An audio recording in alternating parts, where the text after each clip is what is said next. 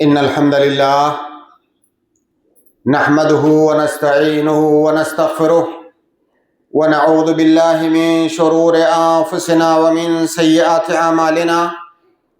من يهده الله فلا مضل له ومن يضلل فلا هادي له، وأشهد أن لا إله إلا الله وحده لا شريك له، وأشهد أن محمدًا عبده ورسوله.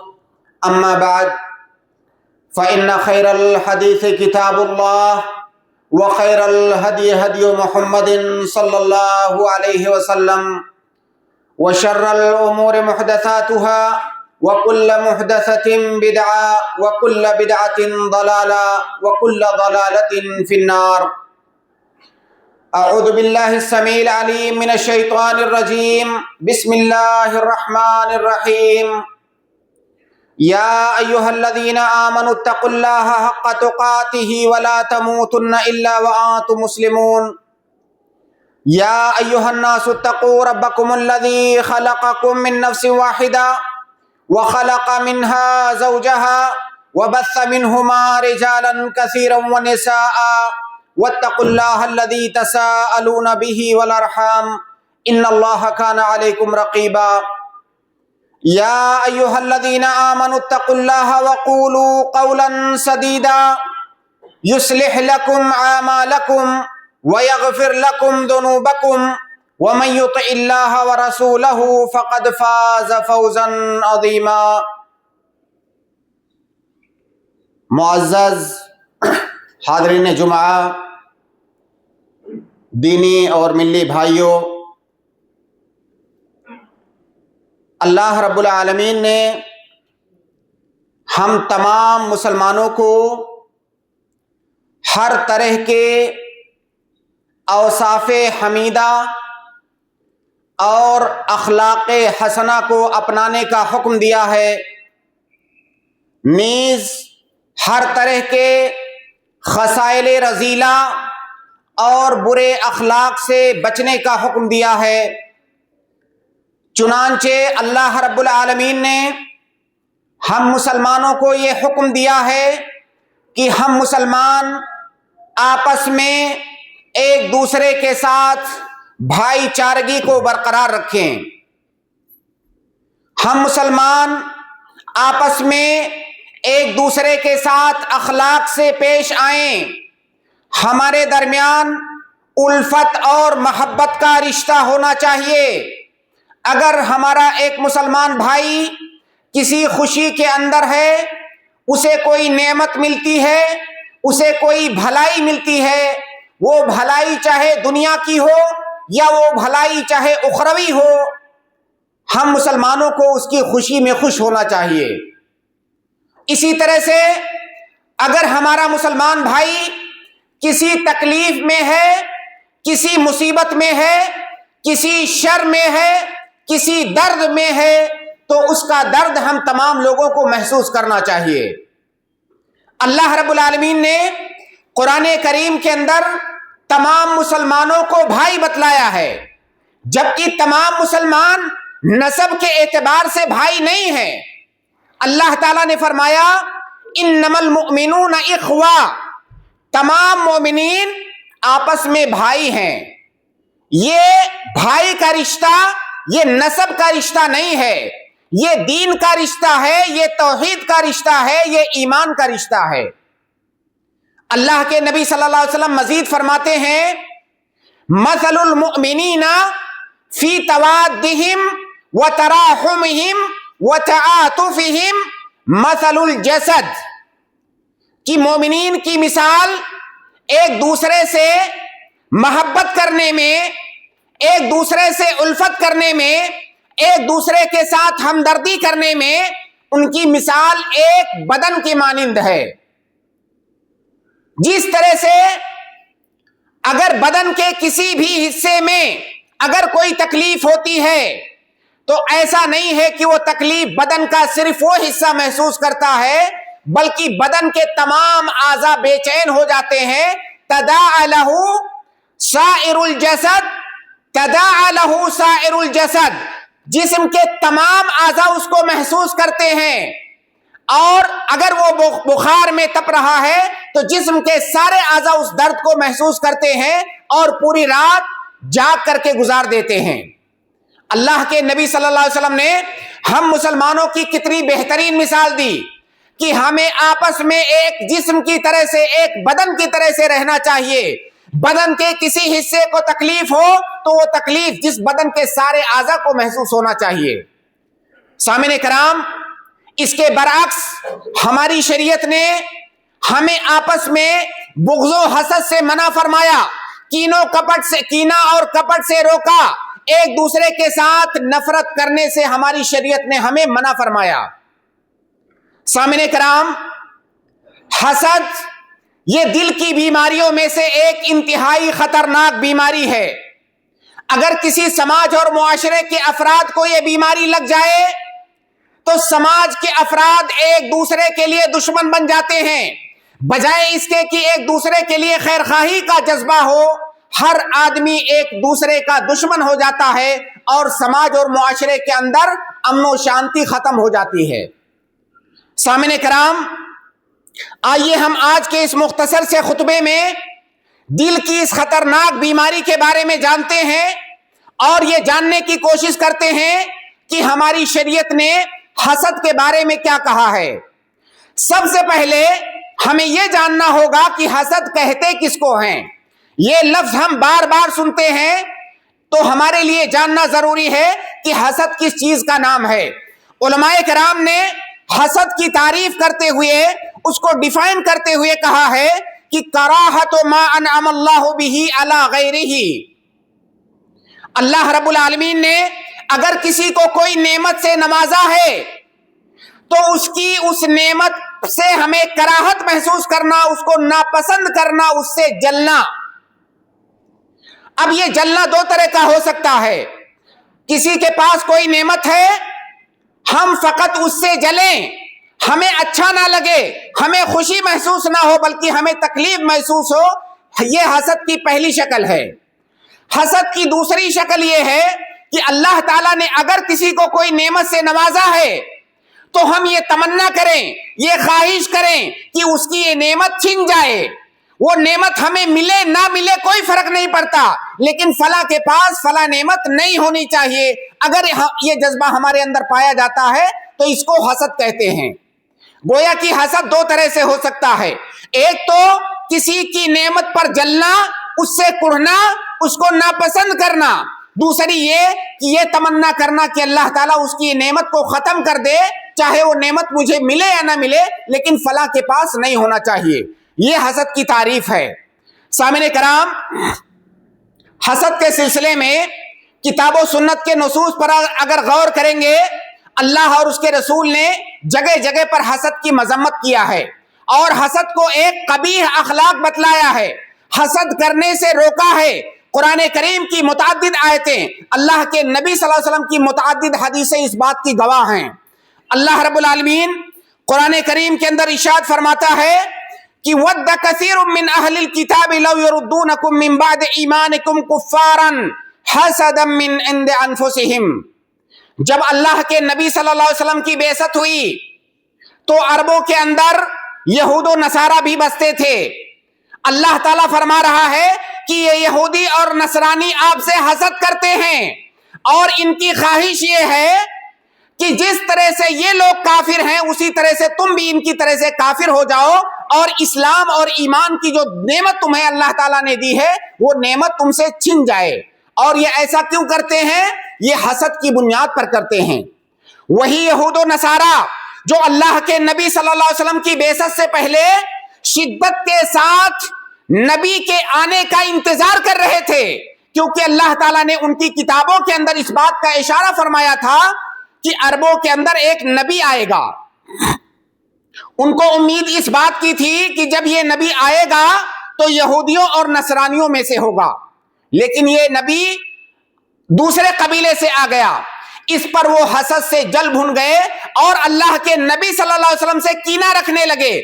فقط اس وجہ سے نہیں کہ انہیں اللہ کے نبی صلی اللہ علیہ وسلم کی نبوت اور ان کی حقانیت کا علم نہیں تھا، ان کے پاس علم تھا، ان کی کتاب میں پہلے سے لکھا ہوا تھا کہ عربوں کے اندر ایک نبی آنے والا ہے، لیکن وہ اللہ کے نبی صلی اللہ علیہ وسلم سے حسد میں پڑ گئے اور وہ چاہنے لگے کہ یہ نبی اور یہ مسلمان ان کی طرح سے یہ بھی کافر ہو جائیں۔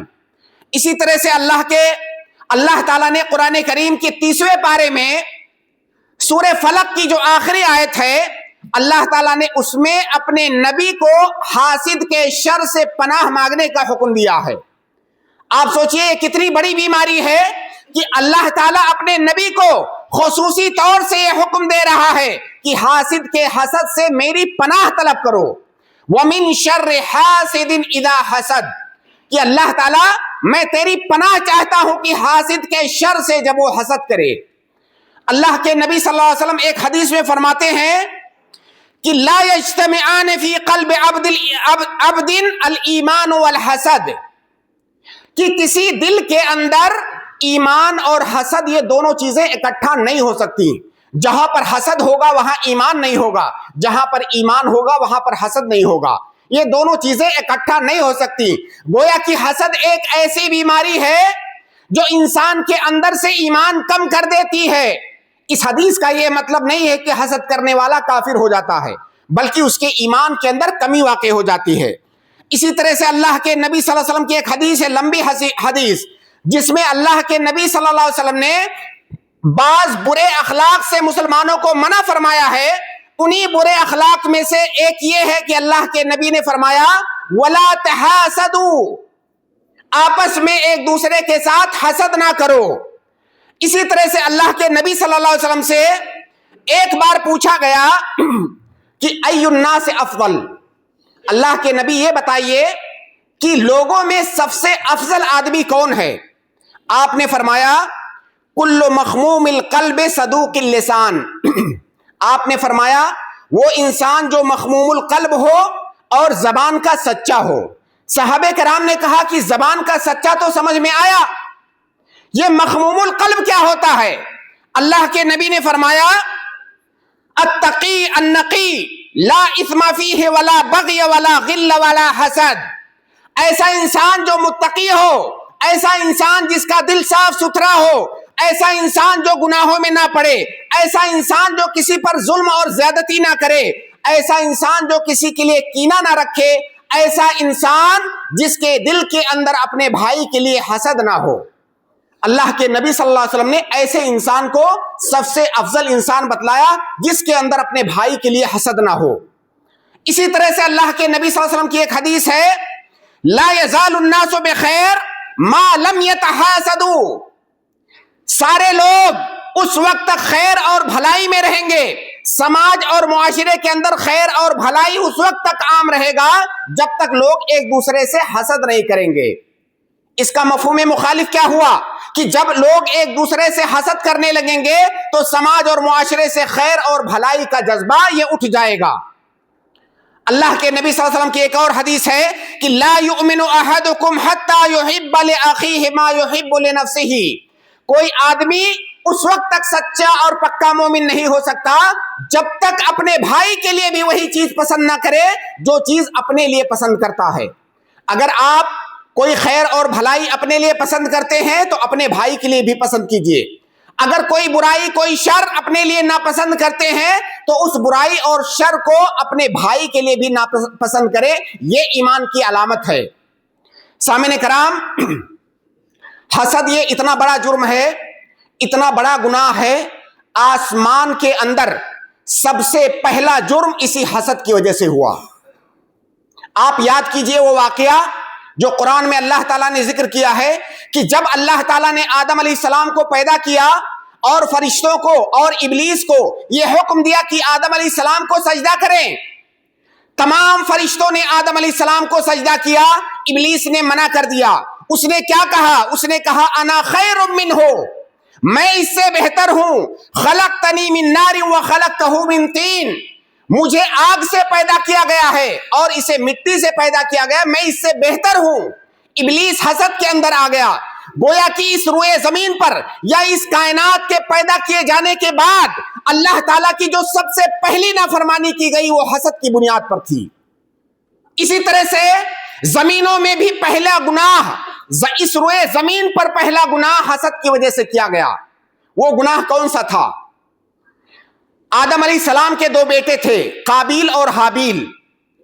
جب اس دنیا کی ابتدا ہوئی تو طریقہ یہ تھا کہ آدم علیہ السلام کی اولادیں جو پیدا ہوتی تھی، ایک بیٹا اور ایک بیٹی جڑوا پیدا ہوتے تھے، پھر دوبارہ دوسرے حمل سے ایک بیٹا اور بیٹی، ادھر والے بیٹی کا نکاح دوسری طرف والے بیٹے سے ہوتا تھا، دوسری طرف والے کا ادھر والے سے، یہ رواج تھا۔ جو قابیل تھا اس نے کہا کہ میرے ساتھ جو لڑکی پیدا ہوئی ہے میں اس سے شادی کروں گا، جبکہ طریقہ اس کے خلاف تھا۔ وہ اپنے بھائی سے متعلق، حابیل سے متعلق حسد میں پڑ گیا، اور آخر کار بحث و مباحثہ کرنے کے بعد ان لوگوں نے اللہ تعالیٰ کے یہاں قربانی پیش کی، حابیل کی قربانی قبول ہوئی اور قابیل کی قربانی رد ہو گئی، اور حسد میں آ کر کے بھائی نے اپنے بھائی کو قتل کر دیا۔ گویا کہ اس روئے زمین پر پہلا جرم، اس روئے زمین پر پہلا گناہ اور پہلا قتل یہ حسد کی بنیاد پر ہوا تھا۔ سامعین کرام، حسد ہی وہ بیماری ہے، حسد ہی وہ جرم ہے جس میں پڑ کر کے یوسف علیہ السلام کے بھائیوں نے یوسف علیہ السلام کو کنویں کے اندر ڈالا تھا۔ واقعہ آپ کو معلوم ہے۔ اپنے بھائی سے متعلق ان کے والد صاحب یوسف علیہ السلام اور ان کے سگے بھائی کو ان کی طرف تھوڑا زیادہ میلان تھا۔ اس کی وجہ یہ تھی کہ ان کی ماں نہیں تھی، ماں کی وفات ہو چکی تھی۔ سارے بیٹوں سے محبت کرتے تھے لیکن اس بیٹے کی طرف میلان ان کا زیادہ تھا۔ یہ لوگ حسد میں آ گئے اور اپنے بھائی کی جان لینے کے در پہ ہو گئے۔ آخر میں ان لوگوں نے یوسف علیہ السلام کو کنویں کے اندر ڈال دیا۔ واقعہ آپ جانتے ہیں، یہ جرم حسد کی بنیاد پر ہوا تھا۔ سامعین کرام، اور بہت سارے نصوص ہیں، بہت سارے واقعات ہیں کتاب و سنت کے اندر جہاں پر آپ حسد کی خطرناکی کو آپ دیکھیں گے۔ ہمارے سماج اور معاشرے کے اندر اس وقت حسد کی بیماری عام ہو چکی ہے۔ بہت سارے لوگ، بلکہ بیشتر لوگ اس بیماری کے اندر کسی نہ کسی استر پر ملوث ہیں، اور اس کی بہت ساری شکلیں ہیں۔ کوئی کسی کے مال پر حسد کرتا ہے، کوئی کسی کی اولاد پر حسد کرتا ہے، کوئی کسی کی دینداری پر حسد کرتا ہے، کوئی کسی کی شہرت سے جلتا ہے، کوئی کسی اور بھلائی پر حسد کرتا ہے۔ سماج اور معاشرے کے بیشتر افراد اس بیماری کے اندر مبتلا ہیں۔ سامعین کرام، حد تو تب ہو جاتی ہے جب بہت سارے لوگ دوسرے کی نیکیوں پر بھی حسد کرتے ہیں۔ وہ نیکیاں وہ خود نہیں کر سکتے لیکن وہ چاہتے ہیں کہ دوسرے لوگ بھی یہ نیکیاں نہ کریں۔ اللہ رب العالمین نے قرآن کریم کے اندر اسی کی جانب اشارہ فرمایا ہے۔ اللہ تعالیٰ نے فرمایا وَدُّوا لَوْ تَكْفُرُونَ كَمَا كَفَرُوا فَتَكُونُونَ سَوَاءً۔ اللہ تعالیٰ نے کفار اور منافقین کے بارے میں کہا کہ ان کی خواہش کیا ہے، آپ جانتے ہیں؟ ان کی خواہش یہ ہے کہ جس طرح سے یہ کفر کے اندر پڑے ہوئے ہیں آپ بھی کفر کے اندر پڑ جائیں۔ ایسا یہ کیوں چاہتے ہیں؟ تاکہ آپ کے اندر جو خوبی ہے، آپ کے اندر جو میزہ ہے وہ برقرار نہ رہ سکے اور آپ ان کے لیول پر آ جائیں۔ موجودہ سماج میں، موجودہ وقت میں ہم بہت سارے لوگوں کو دیکھتے ہیں کہ دیندار لوگوں کے بارے میں عجیب عجیب طرح کا ان کا نظریہ ہوتا ہے۔ اگر مان لیجئے ہمارا پڑوسی یا ہمارے آس پاس رہنے والا کوئی انسان اگر دیندار ہے تو اس سے مجھے کیا تکلیف ہے؟ کیا مجھے اس سے کوئی نقصان پہنچتا ہے؟ ہمارے سماج میں اگر کوئی عورت با پردہ ہے، اگر وہ پردہ کر کے باہر نکلتی ہے تو سماج کی جو دوسری عورتیں ہیں اس کے پردے سے ان کو کیا پریشانی ہے؟ آپ خود کامن سینس سے سوچ کے دیکھیے کہ کوئی عورت جو با پردہ ہے، برقع لگا کر کے نکلتی ہے، کیا اس کا برقع کسی کو چبھتا ہے؟ نہیں، اس کے برقعے سے کسی کو کوئی پریشانی نہیں ہے۔ یہ دراصل ایک نفسیاتی بیماری ہے جس کا ذکر اللہ تعالیٰ نے اس آیت کے اندر کیا ہے، اور وہ بیماری ہے حسد۔ وہ خواتین جو آبرو باختہ ہیں، وہ خواتین جو بے غیرت ہیں، بے ضمیر ہیں، جو بے حیا ہیں، ان کو پتا ہے، اندر سے بات ان کو پتا ہے کہ میرے اندر یہ برائی پائی جا رہی ہے، اور یہ جو باپردہ خاتون ہے یہ سماج اور معاشرے کی نظر میں معزز ہے۔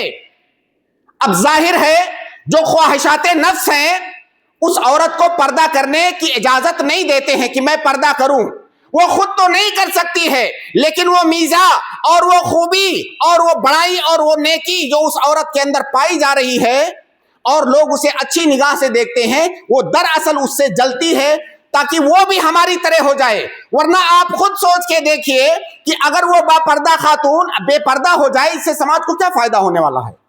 کسی بے پردہ خاتون کو اس سے کیا فائدہ ہوگا؟ اگر کوئی خاتون اپنا برقع اتار دے اسے کوئی فائدہ نہیں ہوگا۔ یہ دراصل ایک نفسیاتی بیماری ہے، اور اس کا ذکر اللہ تعالیٰ نے قرآن کریم کے اندر 1400 سال پہلے کر دیا ہے کہ جو اس طرح کے لوگ ہوتے ہیں وہ دوسروں سے حسد کرتے ہیں اور چاہتے ہیں کہ وہ اچھائیاں جو ان کے پاس ہیں وہ اچھائیاں ختم ہو جائیں تاکہ ہمارے لیول پر آ جائیں۔ سامعین کرام، حسد کے بہت سارے نقصانات ہیں۔ بعض نقصانات ایسے ہیں جو خود حاسد پر ہوتے ہیں، بعض نقصانات ایسے ہیں جو اس انسان پر ہوتے ہیں جس سے حسد کیا جاتا ہے، جس کو محسود کہتے ہیں۔ حاسد پر حسد کے کون سے نقصانات ہیں؟ آئیے ان کا جائزہ لیتے ہیں۔ سب سے پہلی بات، حاسد کو حسد کرنے کا کیا نقصان ہوتا ہے کہ حاسد ایک طور سے اللہ تعالیٰ کی قضا اور قدر پر راضی نہیں ہوتا ہے۔ آپ کے پاس کوئی نعمت ہے، وہ نعمت کس نے دیا ہے؟ اللہ تعالیٰ نے دیا ہے۔ اب اگر میں اس نعمت سے جلتا ہوں، اس کا مطلب یہ ہے کہ اللہ تعالیٰ کی تقسیم سے میں راضی نہیں ہوں، کیونکہ دینے والا تو اللہ تعالیٰ ہے، وہ جس کو چاہے جو دے۔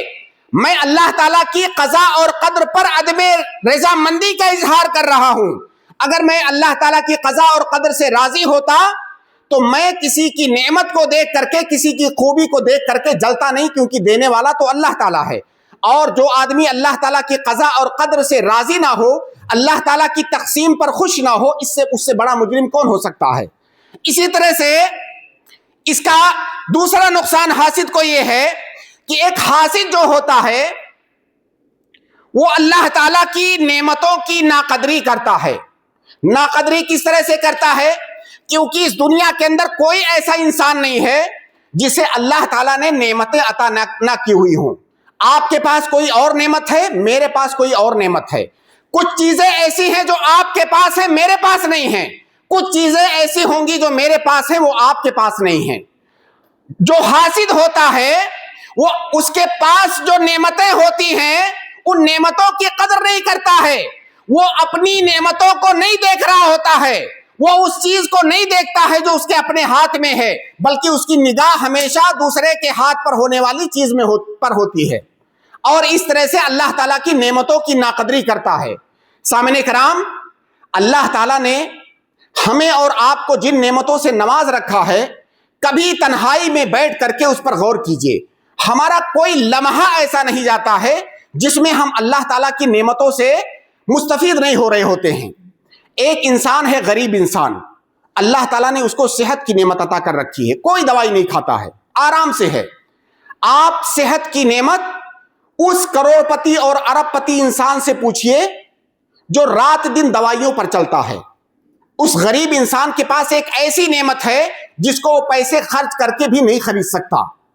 اب اس غریب انسان کو اس صحت کی نعمت پر شکر کرنا چاہیے، بجائے اس کے کہ اس امیر انسان کی دولت کو دیکھ کر کے اس پر حسد کرے۔ یہی حال تمام نعمتوں کا ہے۔ اگر آپ غور کریں گے تو اللہ تعالیٰ نے آپ کو اتنی نعمتیں دے رکھی ہیں کہ آپ کو دوسروں کے ہاتھ کو دیکھنے کی ضرورت نہیں پڑے گی۔ تو جو حاسد ہوتا ہے اپنے پاس پائی جانے والی نعمتوں کی ناقدری کرتا ہے۔ اسی طرح سے جو حاسد ہوتا ہے وہ اللہ تعالیٰ کی نعمتوں پر اس کا شکر ادا نہیں کرتا ہے۔ اللہ تعالیٰ نے ہم سے مطالبہ کیا ہے کہ ہم نے تمہیں جو نعمتیں عطا کی ہیں، جس طرح کی بھی نعمت ہے، اس پر میرا شکر ادا کرو۔ جو حاسد ہوتا ہے اپنی نعمتوں کو دیکھتا ہی نہیں ہے، رات دن وہ دوسروں میں مشغول رہتا ہے، اسے اپنی نعمتیں نظر ہی نہیں آتی ہیں۔ تو جب اپنی نعمتیں نظر نہیں آتی ہیں تو اللہ رب العالمین کا شکر کیسے ادا کرے گا؟ تو گویا کہ ایک حاسد انسان ناشکرا بھی ہوتا ہے۔ اسی طرح سے حسد کی ایک برائی حاسد پر یہ ہے کہ حاسد اکثر دفعہ حسد کی بنیاد پر حق بات کا انکار کر دیتا ہے۔ وہ جانتا ہے کہ یہ حق ہے، اس کے باوجود بھی وہ انکار کر دیتا ہے۔ اور اس کی مثال ابھی میں نے ذکر کی یہود و نصارہ کے بارے میں۔ وہ جانتے تھے کہ اللہ کے نبی صلی اللہ علیہ وسلم کی نبوت برحق ہے، لیکن حسد میں آ کر کے وہ اس کا انکار کرتے تھے۔ اسی طرح سے کفار مکہ कुफारे मक्का के ऐसे बहुत सारे सरगना थे जो बरमला इस बात का इजहार करते थे कि हमें मालूम है कि मोहम्मद हक पर हैं, लेकिन हम उन पर ईमान नहीं लाएंगे। नबी हमारे कबीले से क्यों नहीं आया, इसलिए हम ईमान नहीं लाएंगे। तो जो आदमी हसद करता है, आप अगर किसी इंसान से हसद करते हैं, अगर वो हक पर भी है तो आप उसकी तस्दीक नहीं करेंगे, आप उसका हक मार लेंगे। ये चीज जमीनी हकीकत है।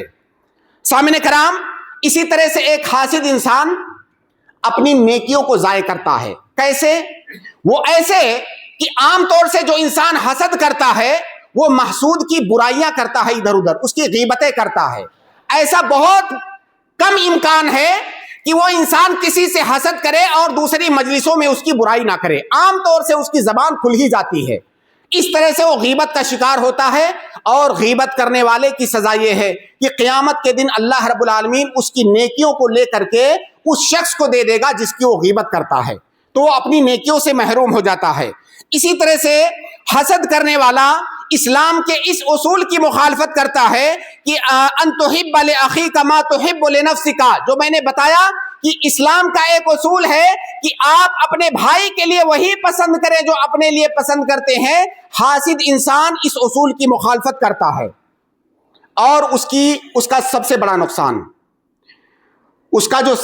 नुकसान है, बाज सलफ ने, बाज उलमा ने इस चीज को जिक्र किया है कि इस दुनिया में फकत हासिद एक ऐसा इंसान है जिसे उसके कर्मों की सजा, उसके हसद की सजा आखिरत से पहले दुनिया में मिलती है।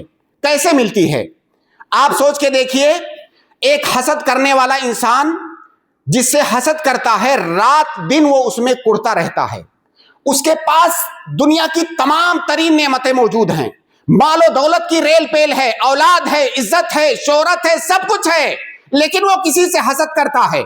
उसकी ये जो नेमतें हैं इससे कभी लज्जत नहीं उठा पाता है। रात दिन वो तकलीफ में होता है, रात दिन अंदर अंदर जलता रहता है।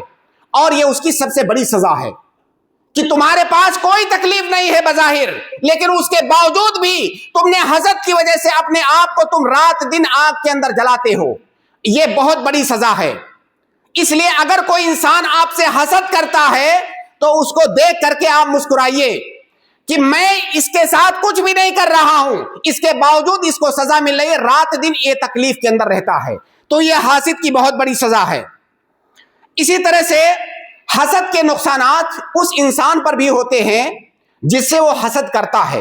कई दफा नहीं होते हैं, लेकिन कई दफा उसका नुकसान महसूद को भी उठाना पड़ता है। उसका एक बड़ा नुकसान ये है कि हासिद की जो नजर बद होती है वो महसूद को लग सकती है। नजर बद दो तरह की होती हैं। नजर बद हक है, अल-आइन हक़्क़ुन, अल्लाह के नबी सल्लल्लाहु अलैहि वसल्लम की हदीस है कि नजर बद ये हक है। नजर बद दो तरह की होती है। एक नजर बद वो है जिसको आइनुल एजाब कहते हैं। कोई चीज आपको पसंद आ गई और तो उसको आपकी नजर लग सकती है। दूसरी ये कि आप किसी से हसद करते हैं, किसी से जलते हैं, किसी की अच्छाई पर, किसी की नेमत पर, इससे आपकी नजर उसको लग सकती है। और जो हसद वाली नजर है इंतहाई खतरनाक होती है। अगर ये नजर किसी को लग जाए, अल्लाह के नबी सल्लल्लाहु अलैहि वसल्लम ने फरमाया कि अगर किसी इंसान को लग जाए तो उसे कब्र तक जाना होगा, किसी ऊंट को लग जाए तो उसे हांडी तक जाना होगा, यानी इससे मौत भी आ सकती है। इतनी खतरनाक ये बीमारी है। तो महसूद को यह नुकसान पहुंचता है कि हासिद की नजर लग सकती है। इसी तरह से एक नुकसान यह पहुंचता है कि जो हासिद इंसान होता है वो रात दिन महसूद के बारे में मुआमरात करता है, रेशा दवानियां करता है, और जहां पर भी वो मौका पाता है उसे नुकसान पहुंचाने की कोशिश करता है। इसी तरह से उसकी एक परेशानी यह है कि हसद करने वाला, जैसा कि अभी मैंने अर्ज किया कि हसद करने वाला आमतौर से गीबत करता है, वो गीबत करने वाला होता है। और गीबत करना बजाते खुद एक बहुत बड़ा नुकसान और एक बहुत बड़ी बुराई है। और इसी तरह से हसद करने वाला जो महसूद के हुकूक होते हैं उनकी अदायगी नहीं करता है, क्योंकि वो उससे पहले से जल रहा होता है और उससे उसको चिढ़ होती है, उसका हक वो कभी अदा नहीं कर सकता। सामने कराम, हम इंसान हैं और जो बशरी तकाजे हैं वो हमारे अंदर भी पाए जा सकते हैं। अगर हमारे दिल के अंदर किसी के लिए हसद है तो हम अपना इलाज कैसे करें? یہ کتنی بڑی بیماری ہے، کتنا خطرناک روگ ہے، یہ ہم نے جانا مختصر انداز میں۔ اگر ہمارے دل کے اندر کسی کے لیے حسد کا جذبہ آتا ہو تو ہم اپنا علاج کیسے کریں؟ سب سے پہلا اس کا علاج ہے کہ ہم اللہ رب العالمین کی قضا اور قدر پر رضامندی کا اظہار کریں اور اس بات پر ایمان لائیں کہ اللہ رب العالمین جس کو جو چاہتا ہے، جو نعمت چاہتا ہے، وہ نعمت عطا کرتا ہے۔ آمنا اور صدقنا کہیں اور اللہ رب العالمین کی تقسیم پر رضامندی کا اظہار کریں۔ دوسرا اس کا علاج ہے کہ ہمارے پاس جو نعمتیں ہیں ہم اپنی توجہ ان نعمتوں پر مرکوز کریں اور ان سے فائدہ اٹھائیں، بجائے اس کے کہ ہم دوسروں کی نعمتوں کی جانب دیکھیں۔ ہمارے پاس جو نعمتیں ہیں ہم ان پر ترکیز کریں اور ان پر توجہ دیں اور ان نعمتوں سے فائدہ اٹھائیں۔ اسی طرح سے اس کا ایک علاج یہ ہے کہ اللہ کے نبی صلی اللہ علیہ وسلم نے فرمایا کہ اگر کسی کے پاس کوئی بھلائی دیکھو، کوئی نعمت دیکھو تو اسے برکت کی دعا دو۔ حدیث کے الفاظ ہیں کہ اذا رأى احدكم من اخیہ ومن نفسہ ومن مالہ فلیبرکہ فإن العین حق۔ اگر اپنے بھائی کے اندر کوئی بھلائی دیکھو، اس کے مال میں، اولاد میں، کسی طرح کی کوئی بھلائی دیکھو تو اسے برکت کی دعا دو۔ برکت کی دعا کیسے دیں گے؟ آپ عربی میں بارک اللہ فیک کہہ سکتے ہیں، یا آپ اپنی زبان میں کہہ سکتے ہیں کہ اللہ تعالیٰ برکت دے۔ اگر آپ نے برکت کی دعا دی تو پہلی بات تو آپ حسد سے محفوظ رہیں گے، دوسری بات آپ کے نظر بد سے وہ انسان محفوظ رہے گا۔ یہاں پر ایک مسئلہ یاد رکھیں، بہت سارے لوگ یہ سمجھتے ہیں کہ جب ہم کسی کی کوئی نعمت کو دیکھیں تو ماشاء اللہ کہنا چاہیے، اگر ماشاء اللہ کہیں گے تو ہماری نظر نہیں لگے گی۔ قرآن اور احادیث کے نصوص کے اندر ایسا کچھ نہیں ہے۔ جو چیز ابھی میں نے حدیث کے اندر پڑھ کے سنایا کہ آپ کو ماشاء اللہ نہیں کہنا ہے، اگر کسی کی نعمت کو دیکھنا ہے تو فلیبرکہ، اسے برکت کی دعا دینا ہے۔ ایک حدیث کے الفاظ ہے فلیدع لہ بالبرکہ، اسے برکت کی دعا دینا ہے۔ تو اگر ہم صرف ماشاء اللہ کہتے ہیں تو یہ کافی نہیں ہے، اگر ماشاء اللہ کے ساتھ تبارک اللہ لگاتے ہیں تبھی اس حدیث کا جو تقاضا ہے وہ پورا ہوگا۔ بہت سارے لوگوں کو ہم نے دیکھا ہے اپنی گاڑیوں پر ماشاء اللہ لکھ کے رکھتے ہیں، گھروں پر ماشاء اللہ لکھ کے رکھتے ہیں۔ اگر آپ ان سے پوچھیں گے کہ ایسا کیوں کرتے ہیں تو کہیں گے تاکہ کسی کی نظر بد نہ لگے۔ پہلی بات یہ دو طرح سے بات غلط ہے۔ پہلی بات تو یہ کہ ماشاء اللہ کہنے سے نظر بد سے آپ نہیں بچ سکتے، بلکہ برکت کی دعا دینے سے نظر بد سے بچا جاتا ہے، جیسا کہ اللہ کے نبی صلی اللہ علیہ وسلم کی حدیث میں نے سنایا۔ یہ پہلی بات۔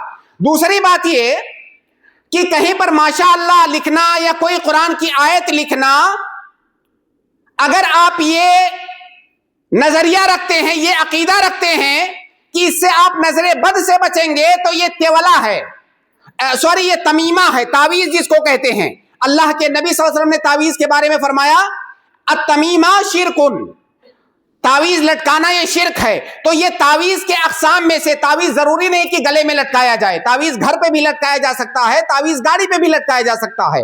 لہٰذا نظر بد سے بچنے کا طریقہ یہ ہے کہ جو انسان دیکھے وہ برکت کی دعا کرے، نہ یہ کہ گاڑی پر ماشاء اللہ لکھ دینے سے نظر بد نہیں لگے گی۔ ایسا قرآن و حدیث کے اندر کہیں پر بھی نہیں ہے۔ سامعین کرام، جو انسان جس کو خطرہ ہے کہ میں لوگوں کے لوگوں کے حسد کا شکار ہو جاؤں گا، لوگوں کے نظر بد کا شکار ہو جاؤں گا، وہ اپنی حفاظت کیسے کرے؟ جیسے ہم نے تو لوگوں کو بتا دیا کہ اگر آپ کسی کی نعمت دیکھیں تو برکت کی دعا دیں تاکہ آپ کے اندر حسد نہ آئے اور وہ آپ کے نظر بد سے محفوظ رہے۔ لیکن ہماری ان تعلیمات پر تو تمام لوگ عمل نہیں کریں گے۔ اگر لوگ عمل نہیں کرتے ہیں تو ہمیں لوگوں کے حسد سے، لوگوں کی نظر بد سے کیسے خود کو بچانا ہے؟ اس کے کچھ طریقے ہیں۔ پہلا طریقہ تو یہ ہے کہ ہمیں اللہ تعالیٰ کی پناہ طلب کرتے رہنا چاہیے لوگوں کے حسد سے۔ وَمِن شَرِّ حَاسِدٍ إِذَا حَسَدَ، ہمیں ہر وقت یہ دعا کرنا چاہیے کہ اللہ تعالیٰ تو مجھے حاسدوں کے حسد سے بچا۔ اگر یہ دعا ہم مسلسل کرتے ہیں تو انشاءاللہ کسی کا حسد ہمیں نقصان نہیں پہنچا پائے گا۔ اسی طرح سے اللہ کے نبی صلی اللہ علیہ وسلم نے صبح اور شام کے کچھ اذکار بتلائے ہیں۔ آپ صبح یہ اذکار پڑھو، شام کو یہ اذکار پڑھو، وہ آپ میں سے بیشتر لوگ جانتے ہوں گے۔ اگر ان اذکار کی ہم پابندی کرتے ہیں تو انشاءاللہ کسی حاسد کے حسد سے ہمیں کوئی نقصان نہیں پہنچے گا۔ اسی طرح سے ایک اس کا علاج یہ ہے کہ ہم تقوی اختیار کریں۔ اللہ تعالیٰ کہتا ہے وَإِن تَصْبِرُوا وَتَتَّقُوا لَا يَضُرُّكُمْ كَيْدُهُمْ شَيْئًا، اگر صبر کرو گے، تقوی اختیار کرو گے تو ان کی چال تمہیں نقصان نہیں پہنچا پائے گی۔ تو جو آپ سے حسد کرتا ہے اگر آپ متقی ہیں پرہیزگار ہیں انشاءاللہ ان کے حسد سے آپ کو کوئی نقصان نہیں پہنچے گا۔ اسی طرح سے آپ اللہ تعالیٰ پر توکل کریں۔ جو آدمی ہمیشہ ڈرے نہیں کہ لوگوں کی حسد نہ لگ جائے، مجھے لوگوں کی نظریں بد نہ لگ جائے، آپ اللہ تعالیٰ پر توکل کریں، اسباب کو اختیار کرتے ہوئے اللہ تعالیٰ پر توکل کریں۔ وَمَن يَتَوَكَّلْ عَلَى اللَّهِ فَهُوَ حَسْبُهُ، جو اللہ تعالیٰ پر توکل کرتا ہے اللہ تعالیٰ اس کے لیے کافی ہے۔ اسی طرح سے اس کا ایک بہترین علاج یہ ہے کہ آپ حاسد کو اگنور کریں۔ کئی سارے لوگ ہوتے ہیں دیکھتے ہیں کہ فلاں آدمی مجھ سے حسد کرتا ہے، اب وہ بھی اس کے اندر اپنے آپ کو انوالو کر لیتے ہیں، مشغول ہو جاتے ہیں، پریشان رہتے ہیں۔ اگر وہ آپ سے حسد کر رہا ہے آپ ان اذکار کو، ان ادعیہ کو، ان تدابیر کو استعمال کریں اور حاسد کو اگنور کریں۔ اور آپ یہ سمجھ لیں کہ حاسد خود اپنے حسد کے اندر جل رہا ہے، آپ کو کچھ کرنے کی ضرورت ہی نہیں ہے۔ اگر وہ آپ سے حسد کرتا ہے آپ اس کو اگنور کریں، اس کا سب سے بہترین علاج یہ ہے۔ بلکہ اس کا اس سے بھی بہترین علاج یہ ہے کہ حاسد اگر آپ کی کسی خوبی سے جلتا ہے اپنے اندر وہ خوبی اور زیادہ پیدا کریں۔ اگر کسی حاسد سے آپ انتقام لینا چاہتے ہیں، انتقام لینے کا سب سے بہترین طریقہ یہ ہے کہ حاسد اگر آپ کی نیکیوں سے حسد کرتا ہے نیکیاں تھوڑا بڑھا دیں، اپنے آپ کو اور امپروو کریں اس چیز کے اندر۔ یہ ہمارا انتقام ہوگا اس حاسد سے۔ اگر سمجھانے کے باوجود وہ حاسد نہیں سمجھ رہا ہے تو اس سے انتقام کا بہترین طریقہ یہ ہے کہ اپنے اندر وہ خیر، وہ بھلائی اور زیادہ پیدا کرے جس سے وہ آپ سے حسد کرتا ہے۔ یہ آپ کا سب سے بہترین علاج ہوگا۔ سامعین کرام، یہ بہت بڑی بیماری ہے۔ میں نے جیسا کہ عرض کیا کہ اگر کسی سماج اور معاشرے کے اندر یہ بیماری پنپنے لگے تو اس سماج اور معاشرے سے امن و شانتی غارت ہو جاتی ہے۔ اگر جہاں پر لوگ ایک دوسرے سے حسد کرنے لگیں، ہر آدمی ایک دوسرے کے ٹوہ میں رہتا ہے، ہر آدمی کو دوسرے کی فکر رہتی ہے۔ سماج اور معاشرے کے اندر ایک دوسرے کے تئیں جو بھلائی کا جذبہ ہے وہ جذبہ پایا ہی نہیں جا سکتا اگر جہاں پر حسد کی بیماری پائی جائے۔ شیخ الاسلام ابن تیمیہ یا بعض علماء نے کہا ہے کہ ما خلا جسد من حسد، اس دنیا میں کوئی بھی جسم حسد سے خالی نہیں ہے، سب کے اندر یہ جذبہ کہیں نہ کہیں تھوڑا سا آتا ہے۔ ایک شریف انسان وہ ہے جو اس پر کنٹرول کر لیتا ہے، اور لئیم انسان وہ ہے جو اس کو ظاہر کر دیتا ہے اور اس حسد کے اندر پڑ کے محسود کو نقصان پہنچانے لگتا ہے۔ تو ہمیں اللہ تعالیٰ سے دعا کرنی چاہیے کہ اللہ تعالیٰ ہمیں اس خطرناک بیماری سے ہمیں بھی محفوظ رکھے، اور جو لوگ ہم سے حسد کرتے ہیں اللہ تعالیٰ ہمیں ان کے حسد سے بھی محفوظ رکھے۔ ہمیں اپنے اندر وہ تمام اوصاف حمیدہ اور اخلاق حمیدہ پیدا کرنے کی کوشش کرنی چاہیے جس کا حکم ہمارے نبی صلی اللہ علیہ وسلم نے ہم کو دیا ہے۔ اللہ تعالیٰ ہمیں ہر طرح کے حسد سے، ہر طرح کے شر سے اللہ رب العالمین ہماری حفاظت فرمائے۔ اللہ رب العالمین ہمارے دلوں کو تو پاک کر دے، تو صاف کر دے، ہمارے دلوں کے اندر اپنے مومن بھائیوں کے لیے محبت پیدا کر دے، الفت پیدا کر دے۔ اللہ رب العالمین تو ہر طرح ہماری تمام طرح کی نیکیوں کو قبول فرما، اور ہم سے جو گناہ اور معاصی اور سیئات سرزد ہوتی ہیں اللہ رب العالمین تو انہیں عفو درگزر سے کام لے۔ وآخر دعوانا ان الحمدللہ رب العالمین۔